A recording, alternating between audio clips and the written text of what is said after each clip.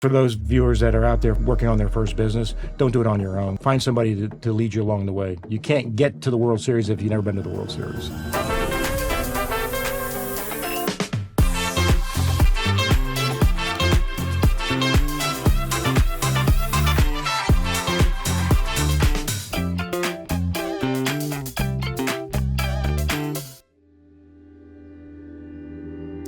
Hey guys, welcome back to GlowTalks Studio. Today's guest is fascinating. I can't wait to share his story. Bill Warnecki. He is a business leader and with decades of experience in the service industry, restoration, facility service industry.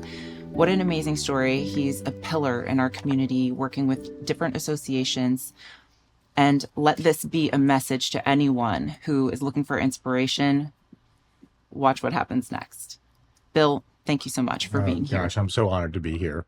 And I don't know if I've ever been introduced with fascinating. And fascinating normally doesn't describe a life in janitorial, right? So, you know, we think about the big sexy businesses, but janitorial never makes that top 10 list for some reason. Yeah, that's right. Yeah, that's right. Well, so here you heard it first. Bill has built from the ground up, from Janitorial Services, then now to Servpro, which you've been successfully running for decades. Almost a decade now. Okay. Going on. I guess it's the 8th year for us, but yeah, I mean it's fascinating coming here too, because on my way over here, my humble beginnings in the janitorial industry, I actually passed the building that when I was 16 years old, I got as a job. Yeah. And worked there through high school, and it was really a fun and fascinating job because you tell a 16-year-old that you can be out at nighttime, right? Because most cleaning is done after hours. Yep. And after, I don't know, maybe a week I was there, I had the whole high school working there with me. Oh, wow. So then it became fun to go to work. I actually did that till I graduated from high school and went on to a different phase of the industry. But it was fun to pass it and think about this 40-something years ago. Well, I like the premise of having to do what you have to do, but doing it in a way that you enjoy it, right? So getting your friends involved was absolutely the right idea, being a high schooler. Well, yeah, again, there's nothing real fun about, cleaning buildings at night, but a necessity in any most, right? Yeah. Try to do what you can to do on making it the best you can be. And so it was fun. So you grew up here in the Northern Virginia, DC, Maryland area, same as myself. So I thought that was a great connection. And rival high schools, right? Yeah. Yep, exactly. So, well, that's great. Now, tell me, when you decided to go on your own, did you have a transition of becoming a business owner, or how did that work at that time? Well, the funny part about it is even at 16, I had the opportunity to bid a building to do janitorial. So I'm literally working at nighttime for somebody else, cleaning multiple floors at a high-rise building in Tyson's. Now I think I know everything, right? At 16, right? Of course, yeah. That's every teenager out there. So I decided, I heard about an opportunity to clean a small facility, and I'm like, I'm going to go down there and I'm going to do this. So the funny part about it is the person gave me the opportunity to submit pricing on it. I did not get it, but candidly at that point I knew that I had been an industry had chosen me, and I didn't choose the industry. Okay.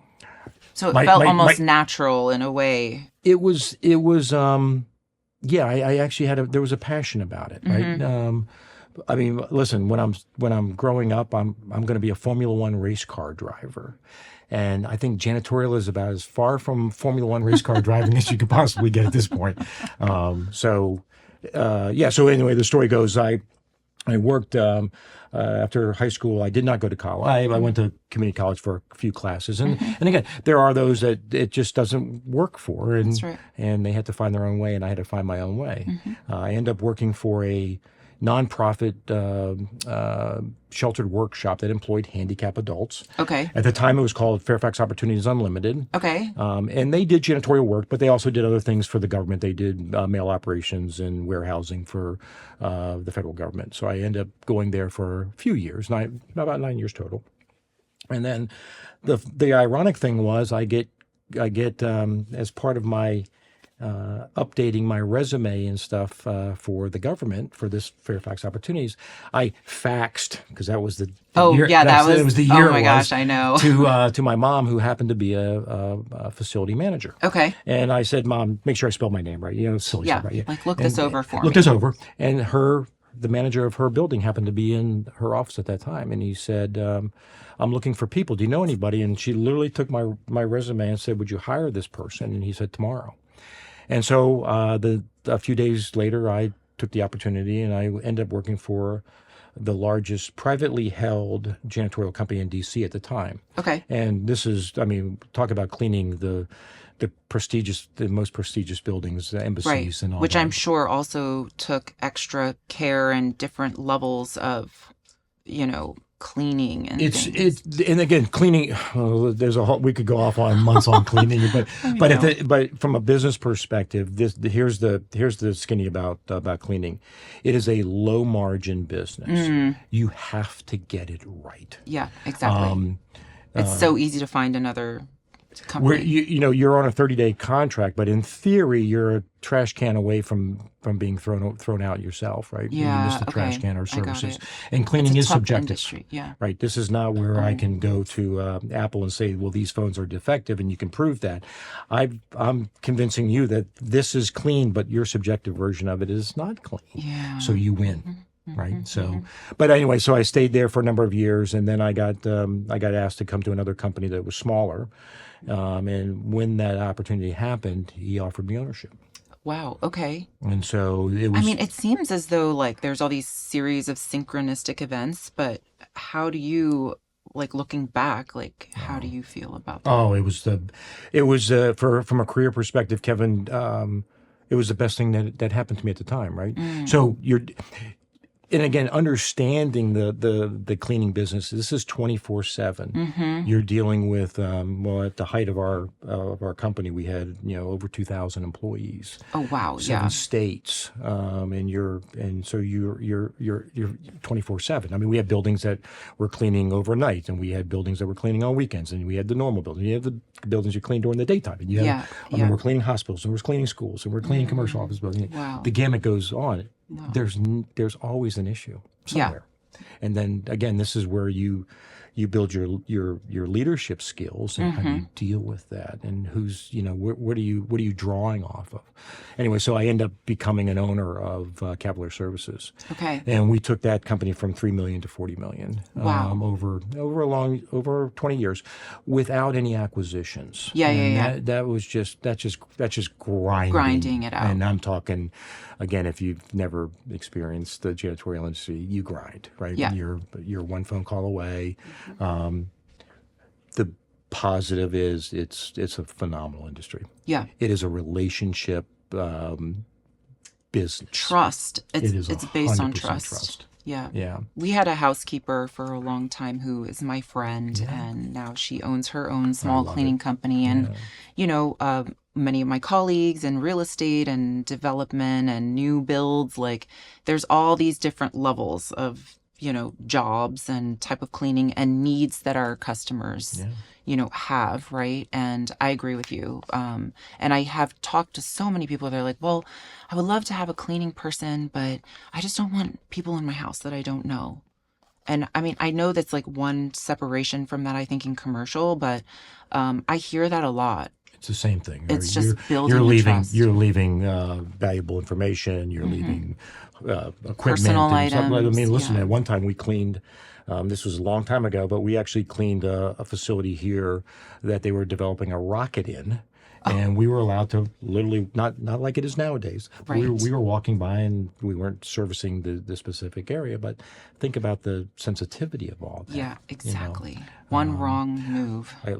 We cleaned the law office in D.C. when you're walking by artwork that's valued over $100,000, Yeah. and literally can be knocked off the shelf. Yeah, exactly.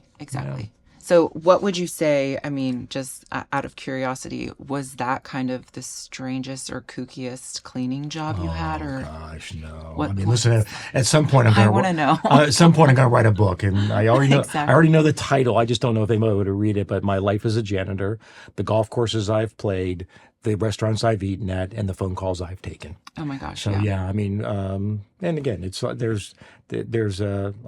tell a story because he's a friend of mine, but one of the day porters at a building in Tyson's Corner. It's a long story, but at the end of the day, it's a vacant building, brand new building, and he had to go over there for the day porter. So somebody who services the building during the daytime, the building is vacant, right? But the except for the lobby, they were getting ready to show for brokers, and I get a call from the property manager saying, "Hey, Bill, Pedro never showed up." And I said, no. Pedro shows up for everything. And so I said, and this was long before cell phones. And I was like, oh my gosh, I wonder what happened to Pedro. And we're trying to find Pedro. And the long and the short of it is he was there.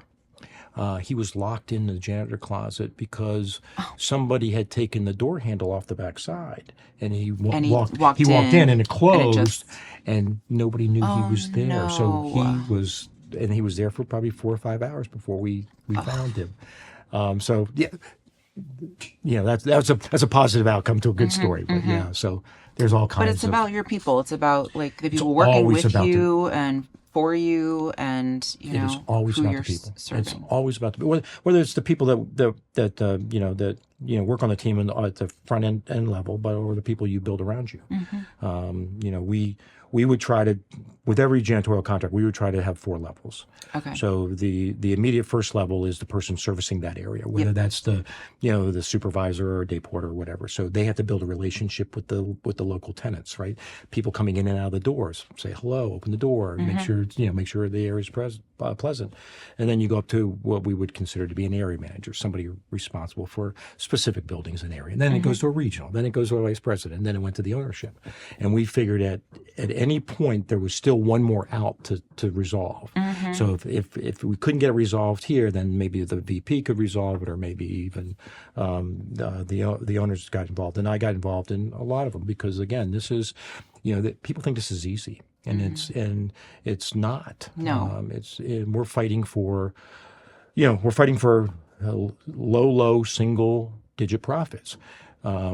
And at times we're looking for trying to save 5 minutes. And when you talk about trying to save 5 minutes on 2,000 people, all of a sudden that becomes a viable thing to consider. Yeah, when you're looking at the numbers. And again, I mean, this is the one thing that we did with our company. Well, first of all, one of the things that we did that I thought was truly interesting back in the 90s was ISO was out. ISO 9000, right. ISO 9001 for all the manufacturing. Getting it standardized. Standardizations. Yep.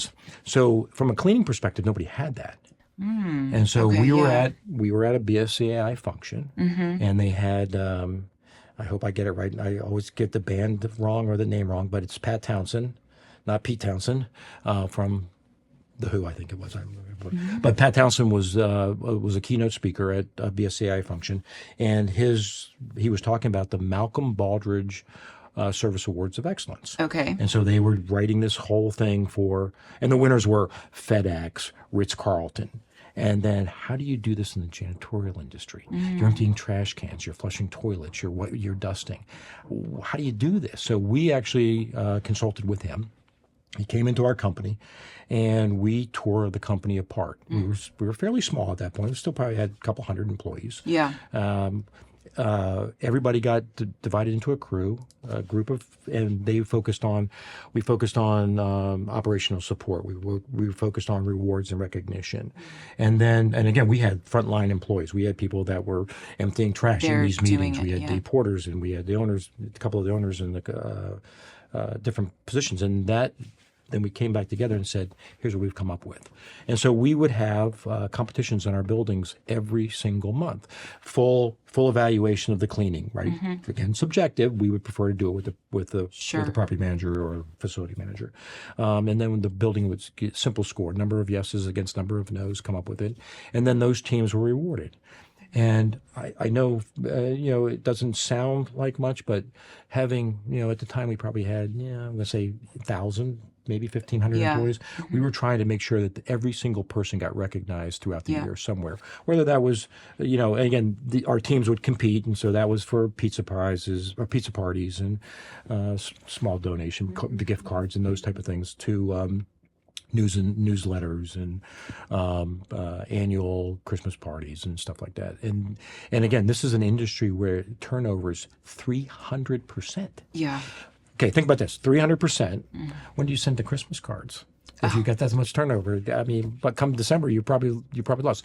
Yeah. We prided ourselves on our turnover was around 75%, and we attributed that to, well, we're doing something different than just emptying trash, and we are truly appreciating what you're doing and taking care of your people. Again, this is long before the ACA. Well, we were offering health care to our part-time employees, mini meds and stuff like that, but it was still something that nobody else was doing. Yeah, they didn't have an opportunity elsewhere. We realized that, yes, even for the lower margins, that we would be able to afford this. Hopefully, they would lessen our turnover, which in theory was just lessening our overhead. Yeah. So, yep. Absolutely. Yeah. That's wonderful. So let's go back. Okay. Sorry. BSCAI. This is Building Service Contractors Association International. Yeah. Tell me a little bit about how your partnership with them and working with them. I guess you were one of the co-founders. Oh, no.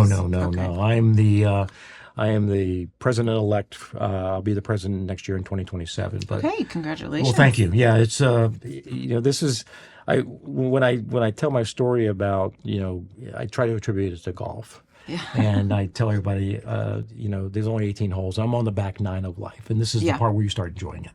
But no, originally in 1994. When I came on with Cavalier Services, Cavalier was a member of Building Service Contractors Association. In fact, my partner Kevin was eventually became the president. So I had great mentorship going up, and so the BSCAI offers 3 in-person events a year. Okay.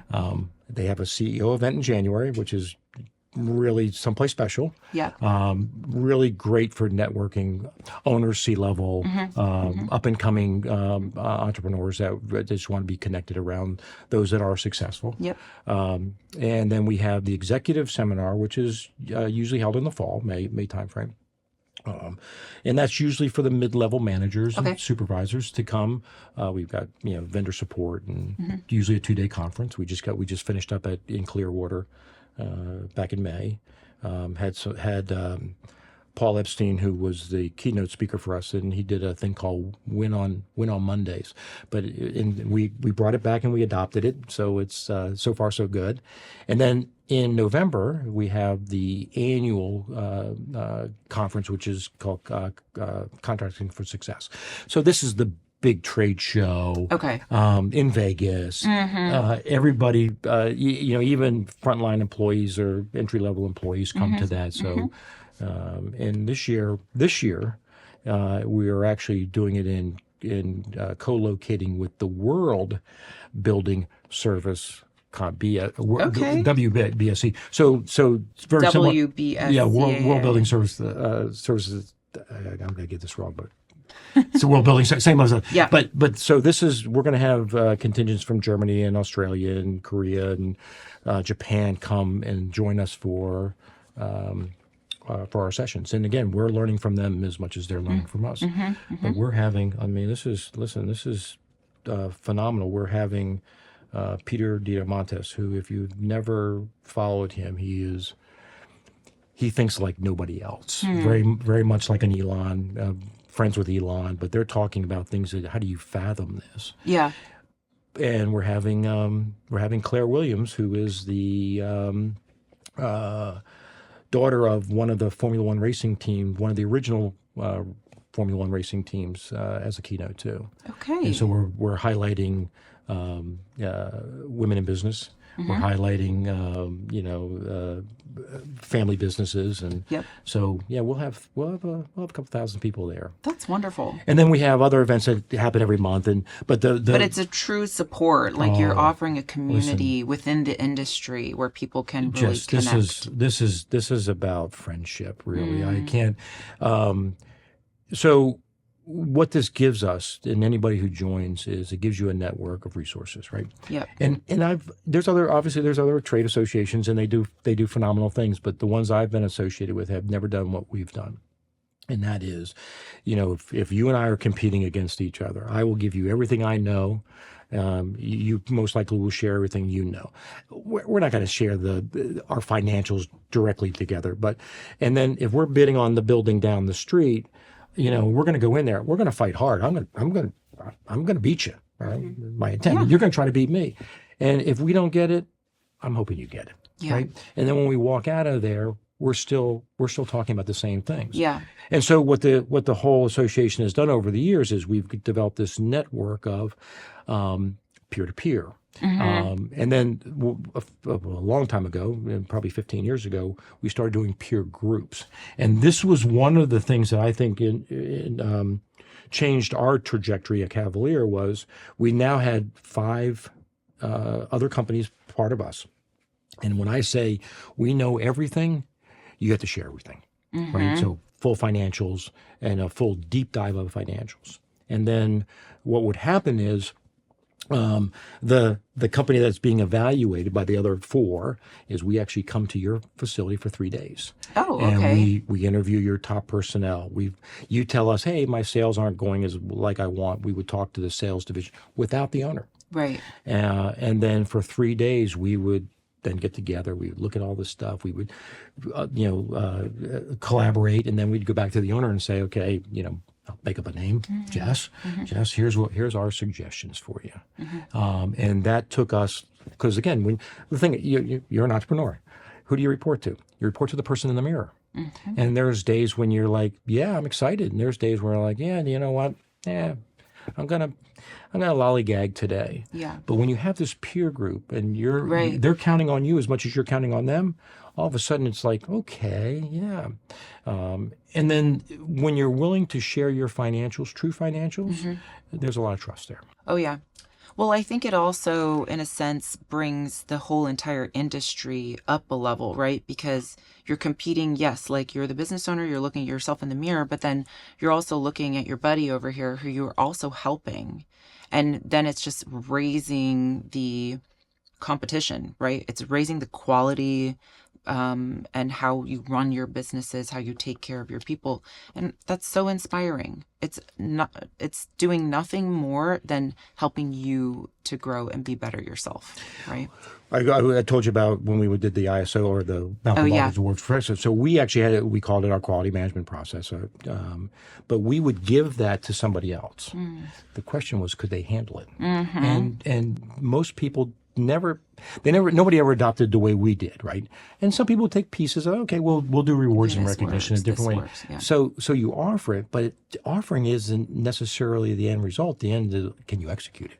Yeah. And then do you want to execute it? So again, we have these 4 other peer groups members, and we offer just like they offer us things, and we didn't. There was things that worked for somebody else, but necessarily didn't work for us. And that's okay.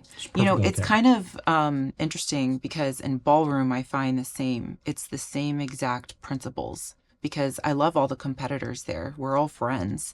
But at the end of the day, it's like, are you going to actually be able to execute what you've been practicing? Where does it line up, right? Because you are being judged, right, on the floor.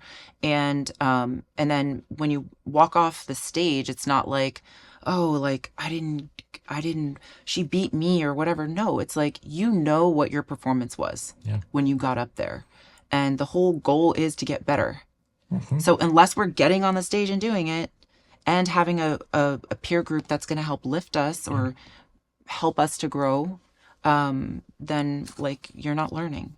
Well, I can officially say that everybody in our peer group grew immensely. I can imagine. And so part of what the association does is offer So we now have it formalized. So the smaller somebody new in the industry that's just starting out, they're like, well, how do I get to be one of the bigger names?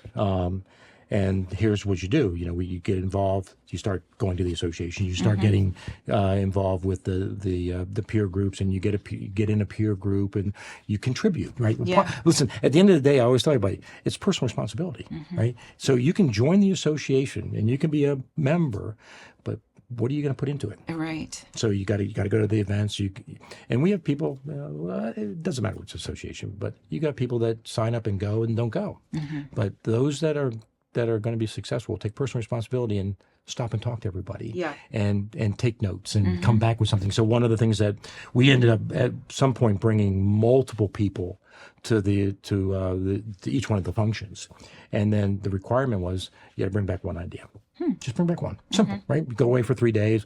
You get to go away to, I don't know, someplace warm and sexy. And exactly. all you got to do is bring back one idea and share it with the team. Yeah. It doesn't have to be, it could be anything. Yeah. So. No, I mean, I like that. And I do try to focus because we have so much always going on around us, focusing on one thing at a time. But there's a lot of value in that, even though you seem like, oh, I'm a turtle, I'm like going so slow, but one thing at a time. That's how you get to the eating the elephant. Well, it's so funny. The rest of the team, when we would come back, they're like, oh my God, they're going away again. Like, it's going to be chaos when it gets back. And there's going to be 40 different programs that are going to go in place. And then we'd narrow it down and make it, and hopefully it would come out successful. Yeah, that's wonderful. Yeah. Well, I'd like to also talk a little bit about another venture that you've been involved in, giving back, and that is helping the disabled in... Yeah, so something I'm super passionate about too. So as I said earlier in my career, I ended up working for this small sheltered workshop. At the time, wasn't that many. Well, it was developed in 1972 by a family local here in Northern Virginia that had children with Down syndrome, and they wanted them to be productive in society. That's really the genesis behind it. Okay, got and it. so they, back in the 70s, they were doing a lot of mailing and stuffing mail, and again, assembles. And now it's turned into a $250 million nonprofit. Wow. Servicing almost 40,000 individuals a year. That's incredible. So since I was there for 9 years, I had a true understanding of the insides. And we were doing, when I was there, it was past the shelter workshop side of it, is what they would call it, to working on government contracting. Okay. So mail delivery, janitorial, the Environmental Protection Agency, Department of Justice. And so at one point I ran some of those contracts. As I said, I ventured out to the janitorial side. Well, in my early days, there was another gentleman that started about the same time with me.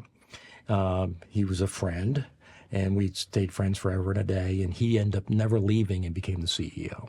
So truly a phenomenal story, phenomenal guy. So he worked his way from the mailroom all the way up to CEO. Well, later on, they've got they started a lot more within the janitorial and the bigger commercial stuff. And he asked me, would you come on my board to help us just understand and make sure we got that part of it right on the janitorial. So I've been blessed to be on the board now, second term.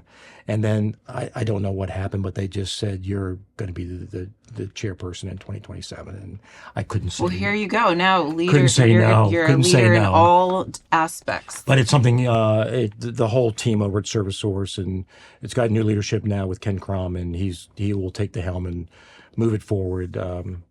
And again, even with our company, every chance we get to employ folks with disabilities, we're doing. We have at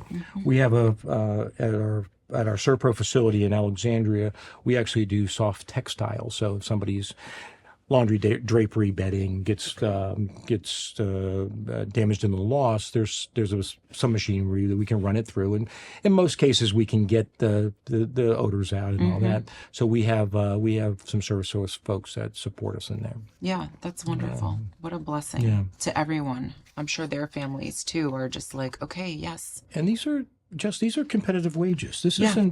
this isn't a handout. Yeah, This no, is exactly. folks that are really wanting to be there, contributing. And so, yeah, it really has become. I never thought back in 1977 when I was driving the van there on the weekend that I was going to get this honor, and it truly is an honor. Yeah, that's I mean, there's so many accomplishments. What would you say is like the one that's the most meaningful or the most passion driven for you? Aside from golf. Besides from golf, yeah. Well, listen, if you ever play golf with me, you'd know. It's hard because there's probably multiple things. I would say that this part of my life right now with going back to the association and being with BSCAI and having the honor to be chosen to be the president next year is 40 years of a culmination of I never thought I would. Listen, I was lucky. Look how far you've come. I have a hard time. Okay. I have a hard time, really. Well. But it's not because again, it's not about me. It's about it's about all the relationships that we have. It's about the people that have supported us. My parents, my step parents. I mean, your kids. My kid. Oh, my son's seeing this. Okay, yes, of course the kids. Yes, of course the kids. Right. Well, listen. I mean, there was days when I'm a single parent, and I have to go into a building at nighttime, and my son was probably 10. I was like, dude. Just I got to go in for 5 minutes. Yeah, I'm not going anywhere. Here's the keys, right? Just to lock the doors. I mean, but that's you made it work back then. So. I know. Yeah. Well, we have to, right? Before we started here rolling, like we were talking about it. You just get to a point where it's like you just have to get up and you got to go do it. Yeah. Like no one else is going to do this stuff for you. Personal responsibility. Yeah. 100% personal responsibility. So, and then listen, the Servpro thing. So we ended up taking Cavalier. We sold it in 2016, and I still think I'm too young to retire, but I'm too young to retire. So what do I do next? Obviously, I stayed on with the execution. Actually. A company in Bethesda bought us. We knew it the whole time. And so I had to stay away from a non-compete for a number of years. And a friend of mine said, "Bill, you ought to take a look at this Servpro stuff." And I was like, I'm like, oh, well, we had a couple thousand people. What am I going to do with 15 people? Yeah. And he's like, stop and just look at it. And I looked at it from a financial standpoint, thought, this has got some wonderful things, right? Mm-hmm. Not only the brand itself, so it's a $6 billion brand. Standardized. It was an established franchise, and again, you take the stuff that we had learned from the janitorial business about managing people, and now you apply it to the restoration side of it. Mm-hmm. Which, gosh, is so devastating to walk into. Just and again, it's a necessary business, right? And I always feel bad. I've been on some sites and I'm just like, oh my gosh. And again, there's a lot of stories on that site too. But I just drove by a townhome community that looks new right off 28, and just one of the townhomes in the middle is just burnt, and the two ones on the side burnt, and I'm just like. I mean, can't even imagine. We think about it when we see the the burn or the loss or from water, but I'll get a call from a elderly lady that said my grandmother's recipes were gone, and there's no. I mean, what's the value of that? Yeah. It's priceless. How do you replace priceless? I mean, the insurance companies do what they can about pre-loss condition and putting it all back. You can put the drywall back and you can buy a new couch and you can do all these things. Of course. How do you replicate your grandmother's recipe? Yeah. Right? So those are some of the hard things. And again, what I always tell everyone when they ask about the industry is what you see on the outside isn't what's on the inside. Yeah. How people live on the outside, go to their house, and you'll see that there's a whole different thing. Yep. One of our first ones was an apartment over in Alexandria, and it was a loss. So they lost all the whole bank. So all the 414s, 414, 314, all the way down, got damaged.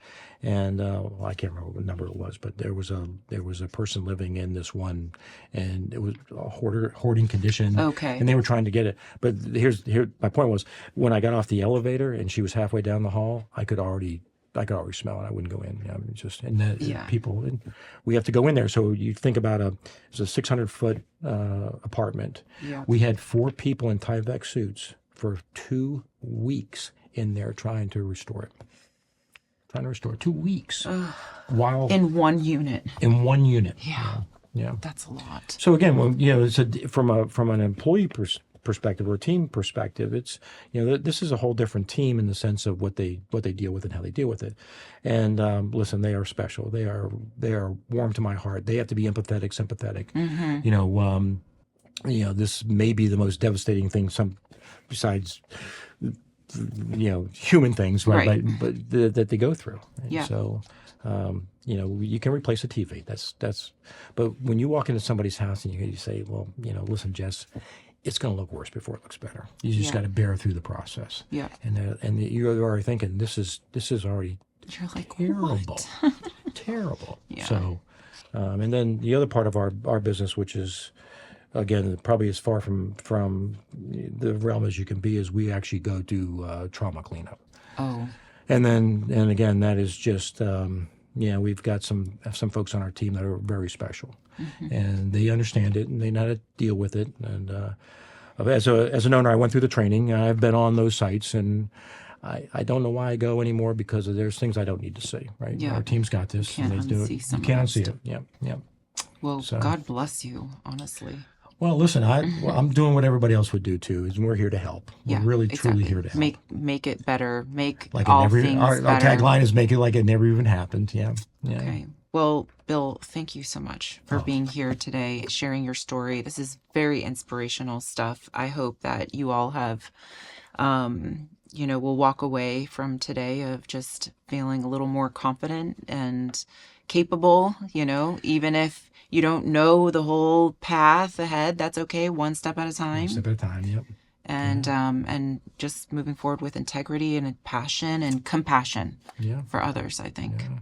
Bill, I have a lot of viewers who are in their late 20s, early 30s, maybe they're even in their 40s wanting to reinvent themselves or start a new company. Yeah. If they were looking in this industry, do you have any tips and pointers for our viewers? Yeah.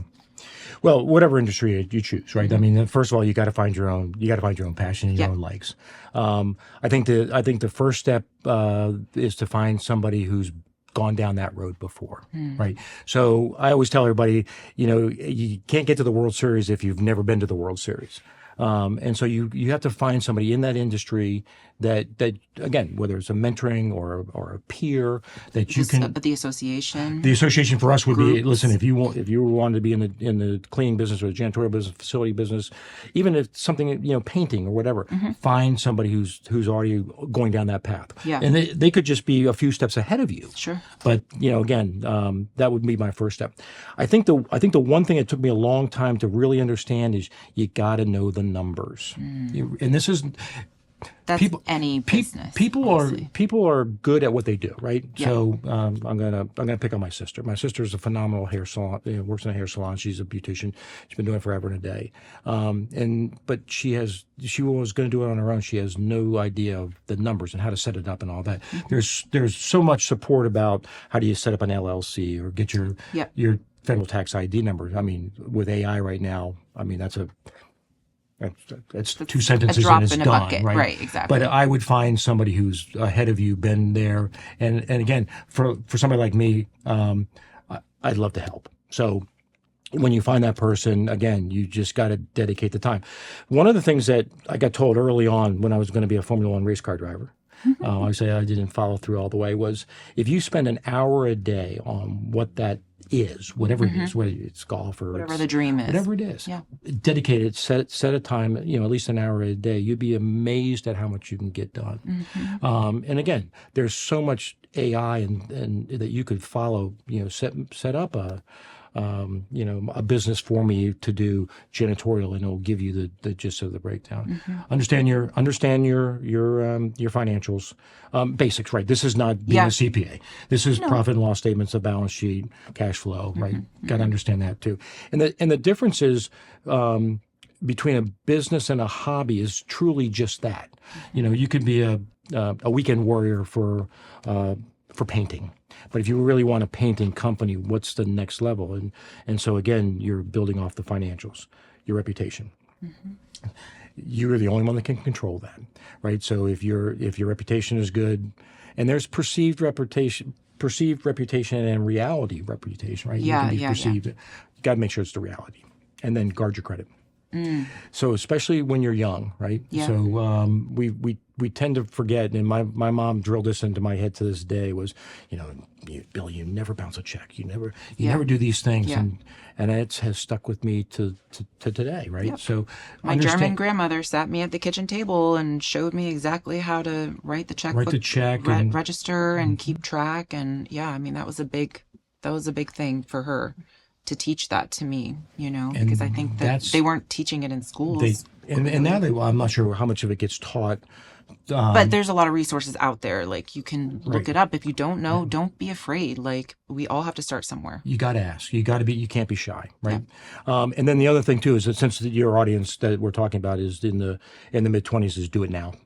Yeah. Don't do it what I'm doing now in my 60s and 50s and all that. You really have the skills, and you just you don't know you have them. I have this thing about do it scared. Do it scared. Do it on a shoestring. And part of it is when I was growing up, and why I didn't is I had a family early. I bought a car. I did these things that restricted me from having the resources necessary to do this. Right? I'm committed. I'm like, I have a car payment. I can't do this. Versus, listen. The one thing about owning your own business is you get to sign your own paycheck. Yeah. There's a good and a bad to that. Yeah. There's a good day when it's a good day, and there's a day when it's a bad day. Yeah. You don't get to fall back on, well, I'm going to get paid on Friday, right? Yeah. So that's right. doing those things early on, where you've got, whether you're living at home or you're living with folks, that if that's really what you want, well, you got to take action. Got to put the time in. Yep, a little bit at a time, though. A little bit at a time. Yeah, this is not my son. Like, Dad, I want to do this, and he wants to do what he sees now, right? Not the 45 years of that it takes to actually get there. Yeah. And look, I do think that this day and age with AI and all these resources and tools and just everything at your fingertips, just go learn it, and let's see, talk to a few people, and if you decide, oh my gosh, that just doesn't sound quite like a good fit, so be it, move on. Find the next. I always found that I was seeking to expand in a sense. And even I hear that there's there's a down trickling of that. At a certain point, you'll hit a precipice and you'll have expanded as far as what you feel is right for you. And then, you try to make things more simple as you get older. Expand now, when you have the time and you don't have all, the dependents and people responsibilities of raising a family and stuff. I think this is now, like you say. And again, it teach his own, right? So, maybe they don't want to be a $40 million janitorial company. They want to be a $3 million, and that's life. Yeah. That's okay. Yeah. It's perfectly okay. Yeah. Yeah. Yeah, that's wonderful. So we have a little game that we play. It's called ping pong or quick fire rapid questions. So our viewers get to learn a little bit more about you. Okay, so quick and easy. Coffee or tea? Oh, coffee. Okay, yeah, me too. Foo-foo coffee, though. Foo-foo? Yeah, like latte. With all the stuff. With all the stuff. If you're not ordering 5 things at Starbucks, it's not... You only live once. Heck yeah, with you. Okay, early bird or night owl? Oh, early. Yeah, okay. One word your team would use to describe you? Crazy. I guess you have to be in this business a little bit, right? They think I think differently than most. And so I would say that their word for that would be, I call it funny. Their word would be no, he's crazy. He's crazy. Yeah. Okay. No, In a good okay. way. I hear that being somewhat delusional is really what gets you places. It's when they come here and they ask for something and they're thinking we're this and I'm saying this, they're like, oh God, he's crazy. Anyway. Okay, what's your favorite way to recharge after a busy week? Just being home, right? I'm an avid golfer, avid cyclist.